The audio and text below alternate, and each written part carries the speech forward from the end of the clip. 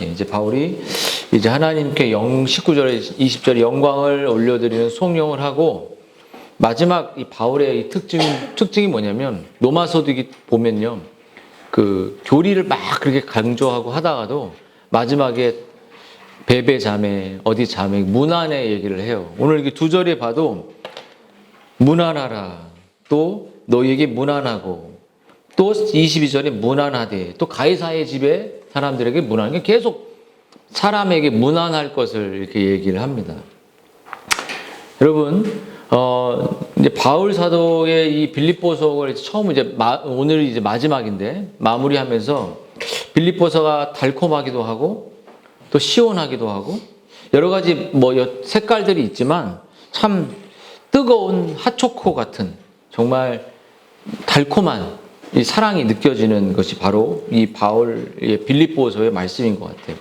근데 여러분, 이 빌립보서에서 사도 바울이 맨 마지막 서신에서 자기가 마지막에 하고 싶은 말이 진짜 있잖아요. 이게 뭐냐면 결국 사람에 대한 이야기, 사람에 대한 관심, 사람에 대한 마음. 이게 뭐죠? 문안하는 거, 문안. 오늘도 이게 차에 타고 오는데 오늘 사무엘에게 다들 세리가 9시에 전화한다고 문안 전화를 받았을 때 기분이 어땠냐, 사무엘? 좋았나? 나쁘지 않지. 나도 네가 나한테 전화를 많이 하면 좋아, 이렇게. 근데 이렇게 문안이 뭐냐면, 여러분, 이 사도 바울이 뭘 말하냐면, 거듭난 신자, 그러니까 진짜 이제 하나님의 백성들은 문안하는, 저도 어제 승민이 이제 헤어샵 가서 그 문안하는 마음으로 가니까 이제 갔죠. 보고 싶어서 가기도 하고, 머리도 깎아주고, 막 눌러주기도 하고, 마사지, 태국에 온 느낌, 이렇게, 이렇게. 엄청 세게 막 눌러줘서, 야, 좀 더 세게 해봐라 했더니 손가락에 힘이 없어가지고, 이게 여자 같아갖고, 나 같으면 확 누를 텐데. 근데 이게 정말 좋고, 먹을 것도 이렇게 주고. 여러분, 이 바울 사도가 정말 마지막에 자기 하고 싶은 게 뭐냐면, 16장 끝에서 그렇게 교리를 강조했던 불의 사도가 마지막에 그 베베자매, 아굴라, 막 이름을 얘기하니까 결국은 사람이 남는 거예요. 사람이 남아요. 그래서 바울 사도란 성도의 사랑이 어떻게 나타나냐면, 뭐냐면 각각 서로를 문안하면서 그 사랑이 나타난다는 거예요. 여러분, 이 문안이라는 건 자기중심성이 있는 사람들은 불가능해요. 그렇죠? 아니, 전화하기 싫고 이렇게, 예전에 저도 이제 모 교회 이제 있을 때, 승민이하고 같은 교회 예를 들어 있을 때 교리만 막 강조하는데 내가 지체들한테 전화 한 통 해라 이제 하는데, 이게 어려운 거야. 전화 한 통이 쉬울 것 같은데 되게 어려워요. 응? 교리를 설명하고 무슨 수동 순종 이런 거 말하는 건 좋은데 한 통의 전화가 어려워. 왜냐면 우리는 친한 사람한테만 전화하기가 쉬운 거예요. 이게 제가 우리 나중에 얘기를 할게요. 그래서 사도 바울은 마지막 하는 말이 좀 서로에게 관심을 가져라, 이렇게. 너희 모든 성도들에게 내 인사를 전하는데, 나와 함께 있는 형제들에게도 네가 너하고 함께 된 지체들이 있을 거 아니야, 이렇게 있는데 그 사람에게도 문안했으면 좋겠다, 마음을 표현해 줬으면 좋겠다라고 말하는 거예요. 그리고 빌립보 다른 서신들처럼 여러분, 로마서, 고린도전서, 골로새서, 디모데 이런 모든 에서 다 사도 바울은 문안합니다. 이름이 다 나와요. 마지막 교리의 황태자인 그가 사람 얘기를 해요. 인간적인 사람이에요. 인간적인. 그리고 이 빌립보서만큼은 사람이 없는 이유는 뭐냐면, 그만큼 정말 애정이 깊은 그러한 이 서신이기 때문에 그런 이름을 담지 않는 경우가 있었던 거예요. 근데 왜 여러분 왜 이 얘기를 바울이 왜 하냐면, 문안하는 것이 왜 중요한지가 중요한 거예요. 여러분 사도 바울은 어떻게 문안했냐면, 단지 그냥 안녕하세요 이렇게 주일날 딱 이렇게 웃어주는 그 정도가 아니라, 이불 탕자가 아버지에게 입 맞추고 허그해 준 것처럼, 목을 떠는 것처럼, 오늘 로마서 16장 16절을 보면 서로 입 맞추라는 말이 나와. 입 맞추라. 그러니까 입 맞출 정도로 지체들을 사랑하라는 거예요. 지체들에게 문안하라는 겁니다. 여러분, 결국 바울에게는 정말 이 문안하는 것이 그리스도인의 특징이라는 거예요. 특징. 여러분, 그러므로 여러분 살아있는 공동체의 특징이 뭐냐? 살아있는 공동체의 특징은 무난하는 공동체라는 거예요. 서로에게 관심을 갖는 거예요. 관심. 여러분 서로의 안부를 주중에도 서로 묻고 기억해주는 공동체. 그냥 막 이런 거예요. 이런 거. 내가 여러분에게 예를 들어서 물건을 사들고 딱 갔는데 어쩐 일이야 이렇게 하면 당황스럽잖아. 근데 내가 갔는데 너무 나를 반겨줘. 내가 맛있는 걸 사가지고 그 가정이 생각나서 갔는데 막 당황스러워하는 거야. 나를 보고 너 왜 왔냐고 이렇게. 그럼 나도 그런 느낌을 가지면 나도 못 가죠. 근데 내가 왔는데 부담스러워하지 않고 너무 기쁨으로 말 받아주는 거야. 왜냐면 지체니까. 서로 무난한. 그러니까 뭐 계획을 잡고 가는 것도 좋고 일상에도 좋지만 이제 그런 계획을 마음속에 생겨놔도 근데 우리가 살아가는 현대 사람들은 주일에만 만나는 중심이 돼 있기 때문에 서로 예약하고 가야 돼. 나는 근데 저는 좀 그런 스타일은 아닌 것 같아요. 그래서 저는 뭐 예를 승민이 같은 경우 같은 보면 야 니네 집 예를 들어서 결혼 전에는 그 집에 가서 막 세팅을 해주고 막 할 때 저희 집처럼 갔습니다. 뭐 막 뚫어도 막 안 뜨는 막 몸도 막 그 발코니 발 하는 것도 막 문발도 내 문발을 뚫었는데 나는 여기 정면에서 뚫었는데 얘는 거기가 아니라 저기 세탁실이다. 기분 쉽게 내가 열받은 게 아니라 열심히 뚫었는데 이게 안 돼가지고 이게 철문이니까 막 그냥 공구를 갖고 와 뚫었어요. 이렇게 하는 거를. 그래서 승민이가 목사님 거기가 아닌데 그래가지고 이 새끼 이거 뭐야 그래가지고 저쪽에다 다시 뚫고 다시 원상 복구해 놓고 세탁실 이거 문 여고 내가 해놓은 거 그거를. 그 아무나 못합니다 그거. 이렇게 왜냐면 이게 무기 탁 밟으면 좋은 건데 앞에 정문은 좀 후진 거더라고. 그래서 제가 이제 그것도 달아놨는데 여러분 이렇게 서로를 그러니까 왜냐하면 왜 서로에게 다가가지 않냐면 내가 다가가면 저 사람이 나를 거부할까 봐도 못 다가가는 것도 있고 뭔가 다가갈 때 준비를 하고 다가가야 될까 봐 너무 힘들고 근데 제일 중요한 건 예의도 중요하지만 그리스도인은 그리스도 안에 지체입니다.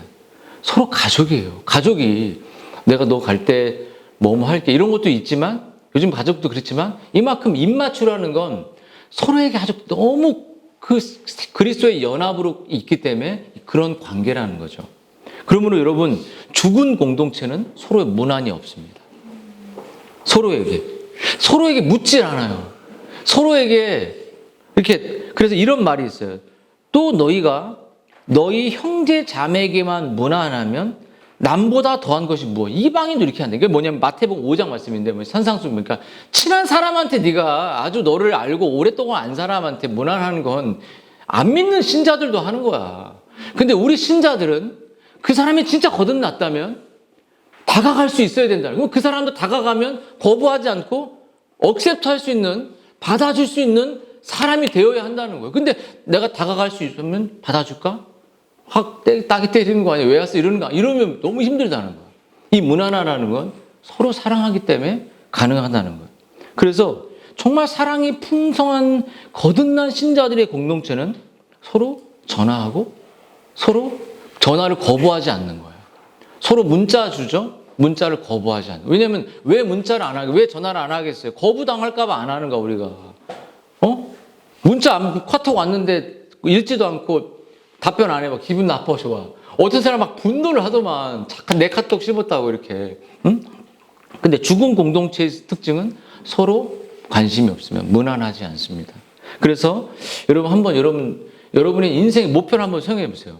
내가 내 가족들 말고 너의 형제들에게만, 그러니까 형제라는 건 피부치도 있지만 내가 형제라고 느끼는 사람들에게만 무난하면 남보다 믿지 않는 이방인들보다 너는 더 나은 게 아니야. 그거는 그 정도 수준이 아니라는 거. 그러면 여러분이 해야 될 거 뭐냐면 좀 거듭났는데 정말 익숙하지 않은 지체에게 주중에도 문자를 보내보고 그 사람과 함께 대화할 수 있는 노력을 해야 된다는 거예요. 그렇지 않고 친한 공동체만 계속 가고 친한 사람과 만난다는 건 오늘 이 이방인들보다 못하는 이 평가를 주님 받는 거예요. 우리에게 준 이 공동체에게 익숙하지 않은 사람이 있죠. 다가가는 거예요. 그런 것들을 오늘 사도 바울이 우리에게 요청하고 도전하고 해보라는 거예요.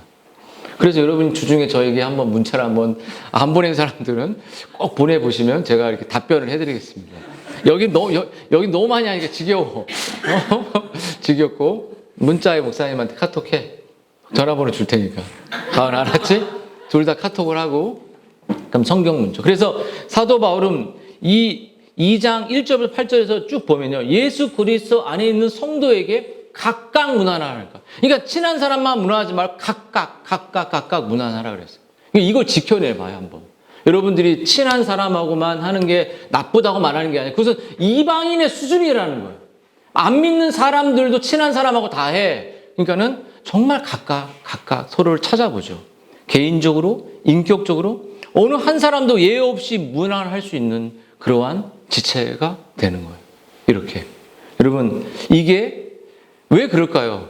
왜냐하면 우리가 하늘을 가는 하나님의 백성이고 거듭난 신자이기 때문에 그렇다는 거예요. 사도 바울은 우리가 어떠한 존재냐면 여기 뭐라고 말하죠? 빌립보서의 말씀 보면 모든 성도들에게 문안하라. 여러분 이 뭐예요?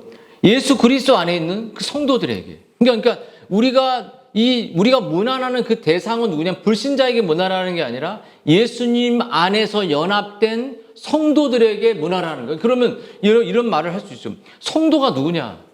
예수님 안에 있는 거듭난 성도가 누구냐라고 말할 때 여러분 성도라는 그리스도 안에 있는 그 하나님의 백성이라는 이 의미를 여러분이 알아야 되는 그 뭐냐면 성도는 하나님의 뜻을 위해 구별된 사람들입니다. 그렇죠? 성도는 그 안에 계시는 성령으로 말미암아 진실로 거듭난 자고 죄를 따르는 삶이 아니라 하나님의 뜻을 따르는 삶을 은혜 언약이 그거잖아요. 하나님을 그리스도께서 우리를 주신 것을 믿고 그것을 순종하는 게 그 언약의 그게 내용이에요. 그게 핵심이죠. 그러면 여러분 이것이 바로 성도라는 의미인데 성도는 예외 없이 어떤 틀이면 그리스도 안에 있는 사람이에요. 연합된 사람이죠. 그리스도의 말씀을 순종하는 사람이죠. 그 사람들은 영원한 안전지대에 있는 사람들입니다. 그래서 그 연합을 누리는 삶은 예수 그리스도가 머리가 지시하는 그 말씀을 준행하는 삶을 문안하라고 할 때 내 거부하는데요. 너무 기술적으로 힘든 이렇게 하지 않고 순종하는 삶을 산다는 거죠. 여러분 성도란 자신 안에 있는 그 육체의 소욕을 죽이고 성령의 인도를 따라가는 거예요. 성령 하나님이 우리에게 주시는 그 우리의 본성대로는 우리는 문안하고 싶지 않죠. 우리의 문성들은 남편도 나를 건드리고 보면 아내도 나를 건드리지 못하게 그런 본성을 갖고 있는 우리들에게 거듭난 신자는 성령의 소욕을 주셨기 때문에 우리의 본성을 거부하여 남편에게 다가가고 아내에게 다가가고 지체들에게 나와 관계가 없는 추억이 없을지라도 그리스도에 연합된 지체들 안에게 다가가는 그런 삶을 사는 거예요. 여러분, 그래서 여러분 무릇 하나님의 영으로 인도함을 받는 사람들은 곧 하나님의 아들이라. 성령이 친히 우리의 영과 더불어 하나님의 자녀인 걸 증거한다 이렇게 말했듯이 여러분 정말 우리의 본성은 성령의 소욕을 거스립니다. 성령은 문안하라, 순종하라 이런 말들을 우리에게 기쁨으로 우리가 준행할 때 우리의 본성은 싫어요.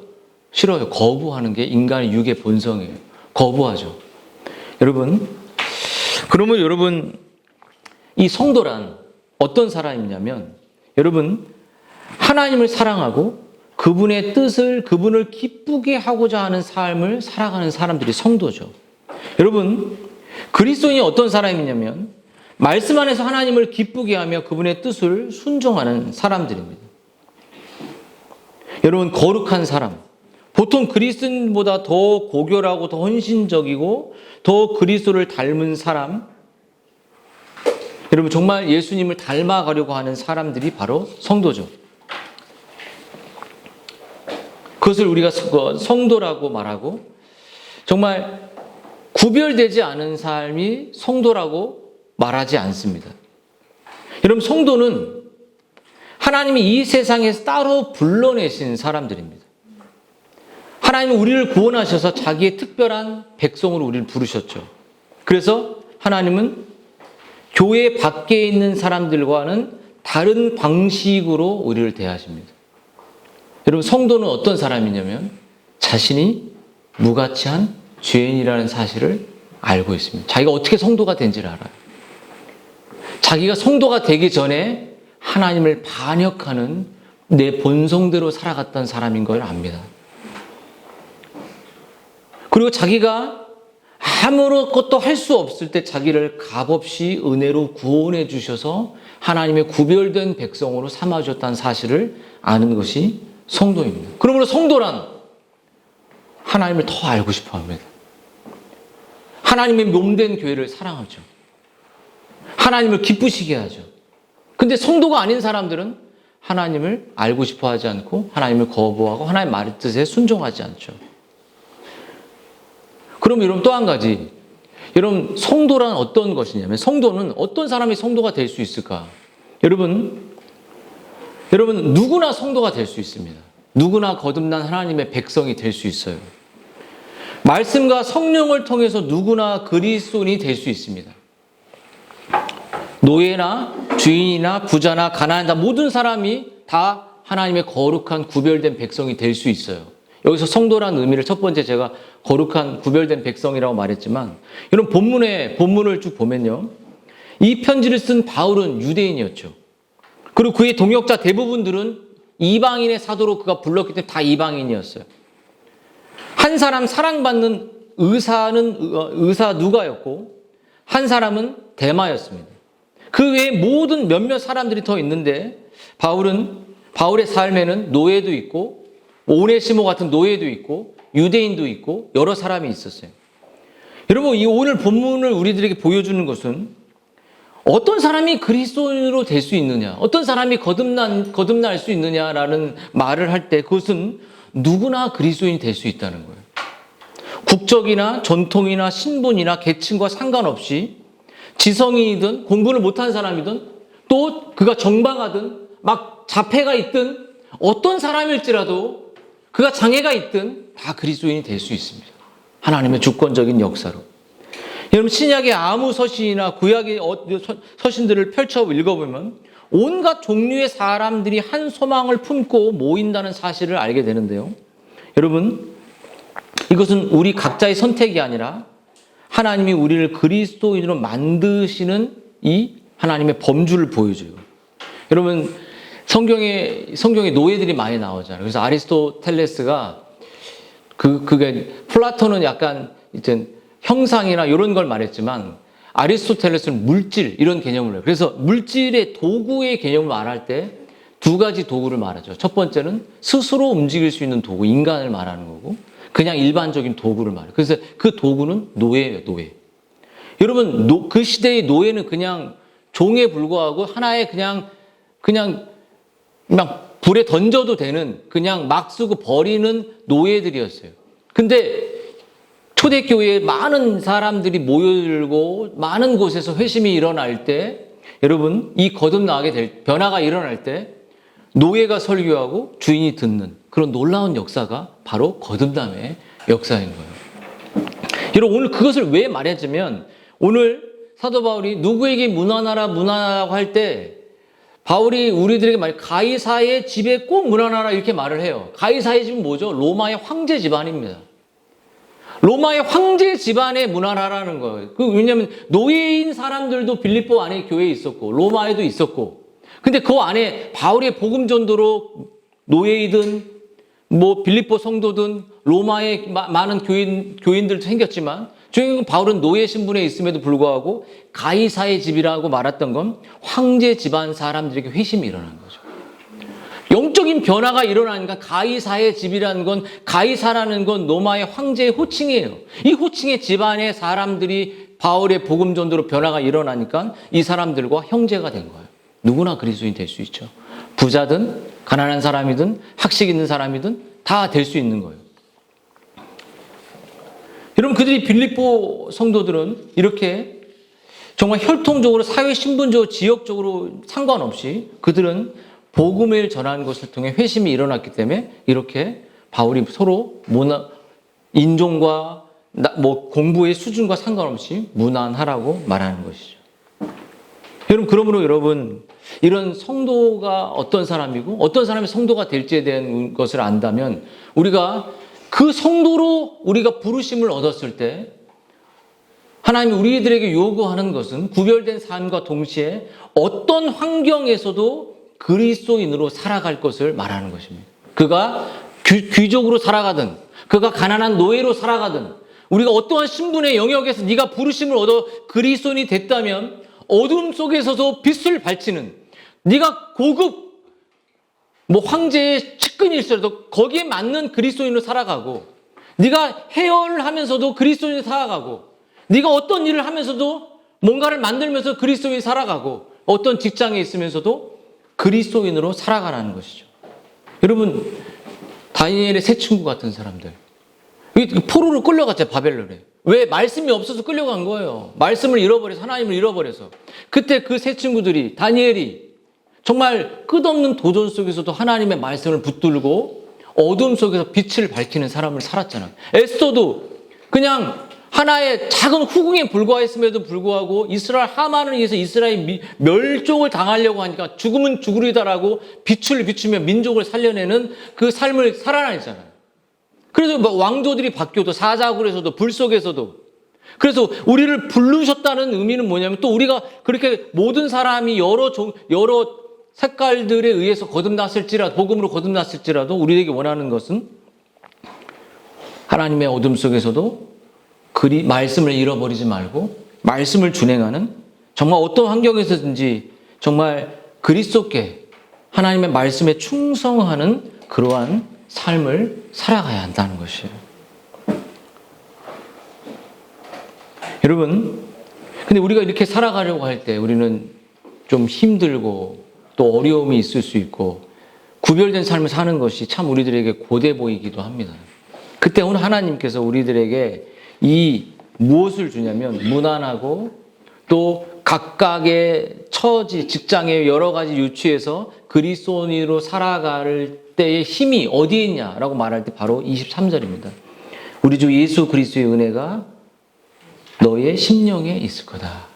이 심령에 있는 것을 통해서 우리는 서로 무난할 수 있고 서로 죄를 죽일 수 있고 우리는 여러 직분과 여러 상황 속에 살아가지만 학생은 학생대로 또 우리 살아가지만 그리스도인으로 말씀을 붙들고 충성하며 살 수 있는 겁니다. 그것이 뭐죠? 은혜로 가능하다는 것이에요.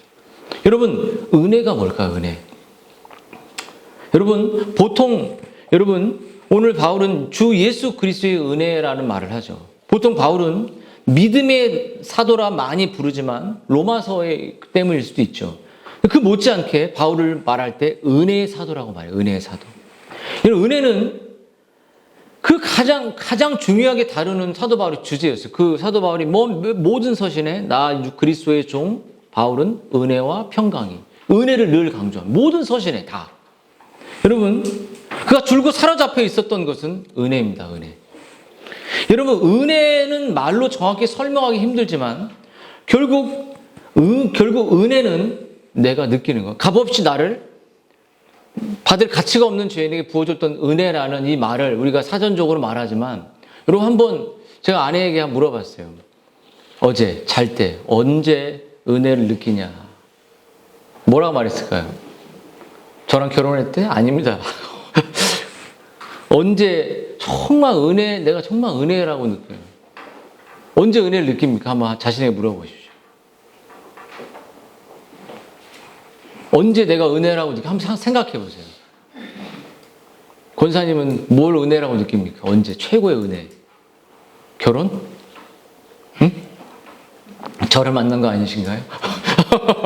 응? 사무엘은 언제 은혜라고 느끼니? 응? 너의 삶에서 가장 이건 진짜 은혜다라고 느낄 때. 바람길게 오게 된 은혜? 응? 여러분 한번 떠올려 보십시오. 그것이 여러분의 감정을 정말 요동하게 하고, 우리 아내는 직장 구한 거라고 하더라고요. 직장.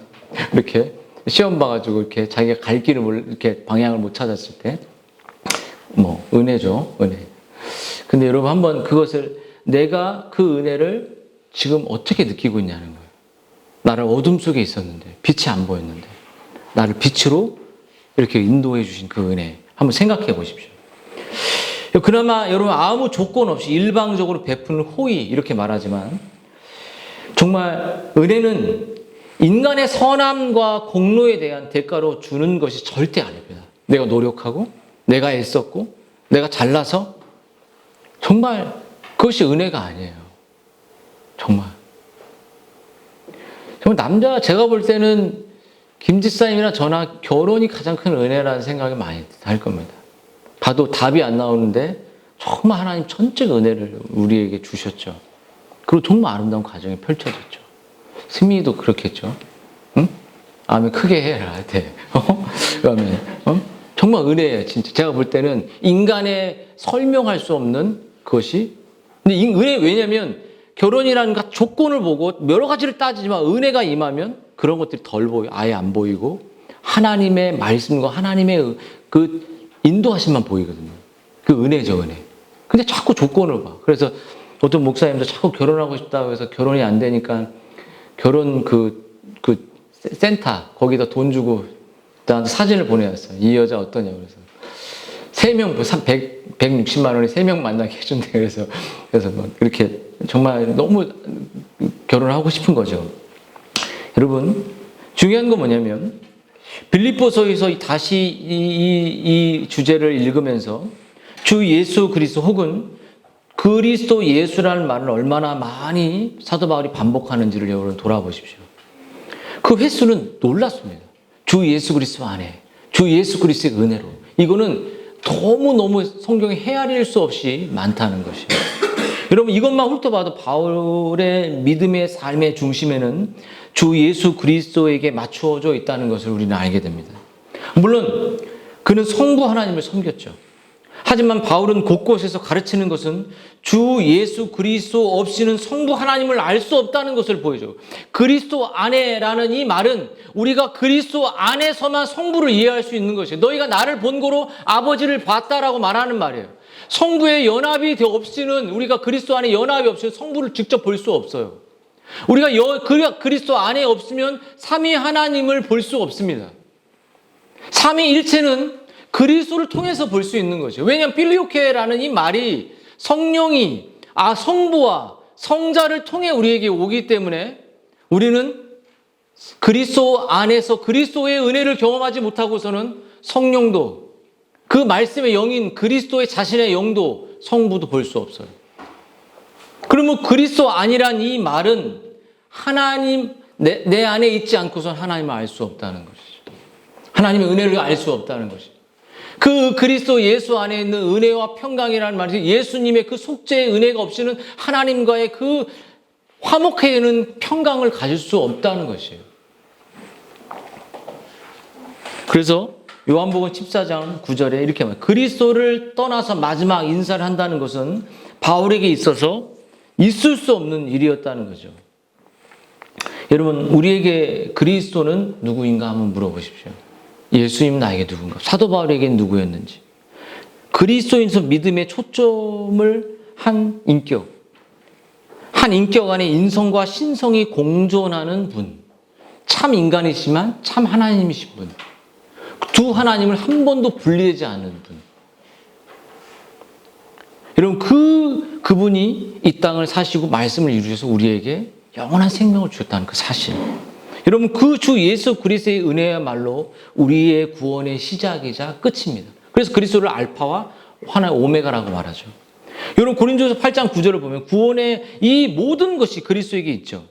그리스도의 은혜가 모든 일을 가능케 했고 그 은혜가 없었다면 믿음도 없었고 또 구원도 없었고 또 우리의 믿음의 토대도 되지 않는 것이죠.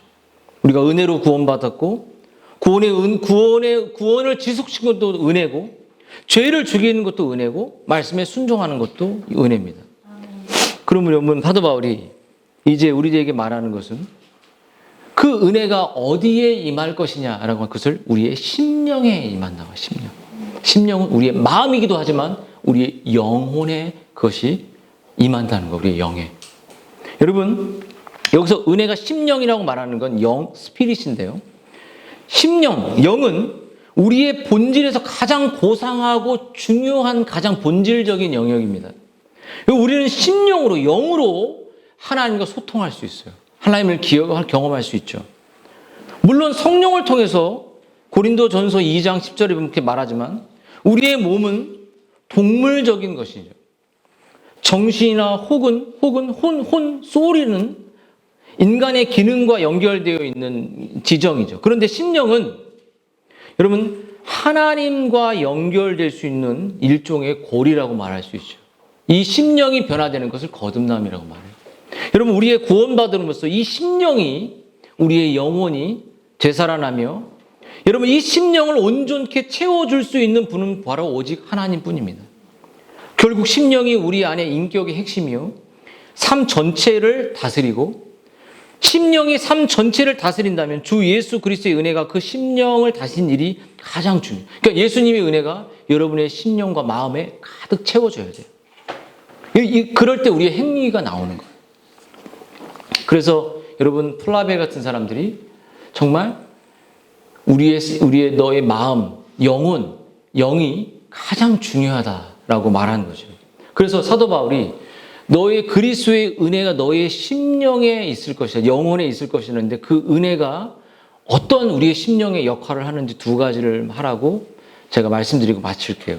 그 은혜가 우리의 영혼에 임합니다. 우리의 심령에, 거듭난 심령에.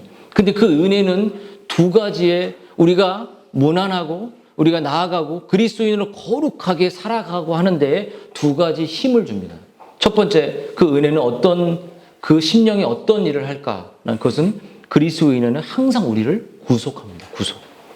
여러분, 이게 얼마나 중요한 뭐냐면 구속이라는 게 뭐냐면 그냥 막 억제이는 게 아니라 우리가 바른 진리의 방향으로 갈 수 있도록 그 은혜는 우리를 지배한다는 거예요. 여러분 만약에 아이들에게 여기 인터넷 켜놓고 하라면 게임 2시간, 3시간을 할까 안 할까요? 하겠죠. 유튜브 보러 하겠죠. 근데 여러분 우리가 은혜가 임하고 우리에게 하면은 여러분 어떻게 되면 부모가 그만 딱 우리가 통제를 하는 것처럼 하나님의 은혜는 우리를 구속해요. 우리가 정말 참된 자유와 기쁨을 누리는 방향으로 삶을 살아갈 수 있도록 우리를 구속합니다. 그리고 천방지축으로 아이들이 뛰놀지 않도록 천방지축으로 자기가 왕이 되지 않도록 그 은혜는 우리를 낮춥니다. 우리의 위치를 가게 하고 우리가 상석에 앉지 않고 말석에 앉게 하며 우리가 끝없이 그리스도가 필요한 인생인 것을 보게 하고 우리의 죄를 보게 하고 우리의 무지함을 보게 하고 우리의 연약함을 보게 해서 계속적으로 우리가 바른 방향으로 진리의 방향으로 하나님의 말에 순종하는 방향으로 걸어갈 수 있도록 은혜는 우리를 구속하고 우리를 이끄십니다. 그래 은혜를 지배될 때 우리는 하나님이 기쁘게 하는 방향으로 가게 되죠. 우리가 잘못된 방향으로 달려가거나 온통 자기 생각에 빠져 있을 때 여러분 그리스도의 은혜가 우리를 제한하고 우리를 붙드는 경험을 우리가 하실 때가 있어요. 내 중심적으로 막 남편과 아내를 대하거나 내 중심적으로 지체를 대하고 막 우리가 피하려고 할 때 그 은혜는 다시 우리의 관계 안으로 내가 이 돌봄과 이 관심을 받는 것이 얼마나 은혜인 것을 깨닫게 하는 것이 은혜인 것이에요. 은혜는 내 스스로 내 자신을 관리하려고 할 때 은혜는 하나님의 말씀이 너를 관리하고 이 교회의 도움이 너를 돕고 있다는 사실을 깨닫게 합니다. 여러분 우리를 정신 차리게 하는 거예요. 정신 차리게. 뺨때기를 팍 때리는 게 아니라 정신을 바싹 들게 하는 거예요. 졸지 마 이렇게 하고. 여러분 어린 자녀들이 부모의 이런 은혜가 얼마나 필요한지를 압니다. 내버려 두면 공부합니까 안 합니까? 안 하죠. 막 잔소리할 때 그게 은혜야 너희들에게는. 그래 안 그래?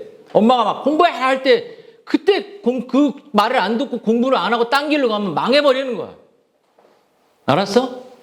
근데 그 얘기를 듣고 그 즉시 순종하고 할 때 너희들의 행동이 천방지축 같은 행동이 교정이 돼. 잠깐이라고. 근데 계속 해야 돼 부모는. 계속. 그러다가 매도 들고 나중에 이제 힘이 이제 엄청 세셔가지고 이제 매를 못 드는 순간이 오죠.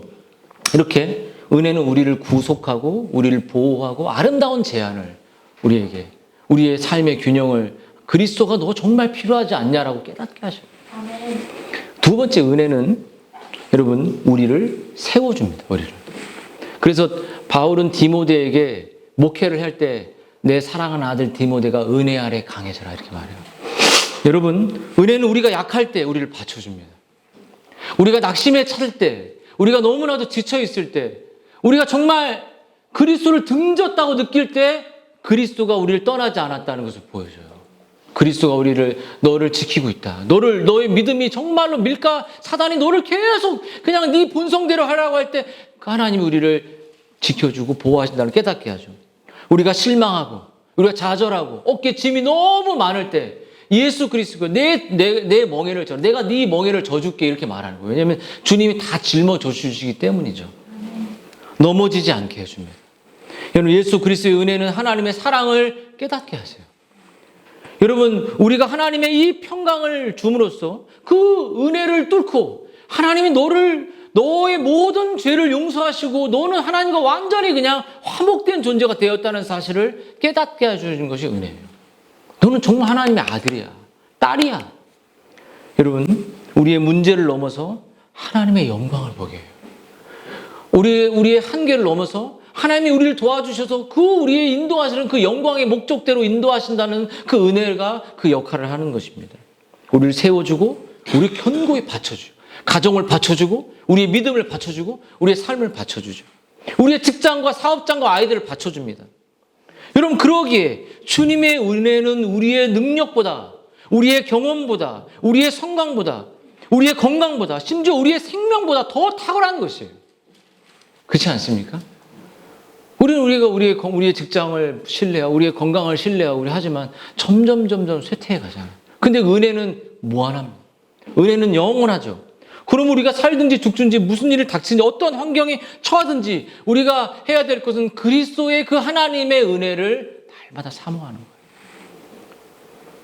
여러분, 주 예수 그리스도의 은혜만 있으면 나한테 충분하다. 맞습니까? 오늘 함권사님이 아멘을 잘하시네요. 그 은혜가 까먹을지라도 또 계속 임하는 것이죠. 그리고 한번 기도하도록 하겠습니다. 다 같이 한번 기도하도록 하겠습니다.